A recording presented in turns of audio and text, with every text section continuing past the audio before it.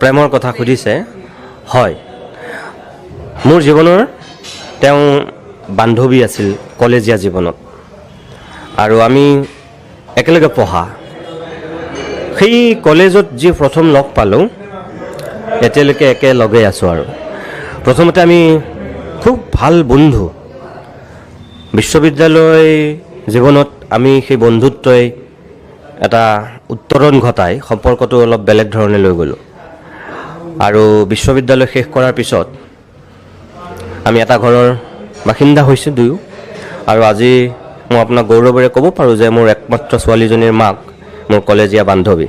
অৰ্থাৎ আমি এফালে ভাল বন্ধু আৰু আনফালে আমি প্ৰেমিক প্ৰেমিকা আৰু আনফালে আমি ইজনে সিজনৰ ফ্ৰেণ্ড ফিলচফাৰ গাইড আমি সকলোখিনি আৰু মই লাকি মই জীৱনত তেওঁৰ নিচিনা এগৰাকী বান্ধৱী পালোঁ আৰু পৰৱৰ্তী সময়ত মই জীৱন সংগী পাইছোঁ বেলেগ ছোৱালী হোৱা হ'লে চাগে মোক কেতিয়াবা ডিভোৰ্চ দিলেহেঁতেন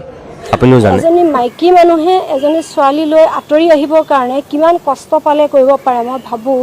যে অসমৰ মানুহে সেইটো উপলব্ধি কৰিব পাৰিব আৰু গোটেই মই যি কৰিছোঁ মুনিৰ মত লৈ কৰিছোঁ তাই নিবিচাৰে তেওঁৰ লগত থাকিব সেইকাৰণে কৰিছোঁ আৰু তাৰ মই ভাবোঁ যে মাক দেউতাকৰ কাজিয়া দেখি ডাঙৰ হোৱাতকৈ তাই কোনোবা এজন নাই বুলিয়ে ভাবি লওক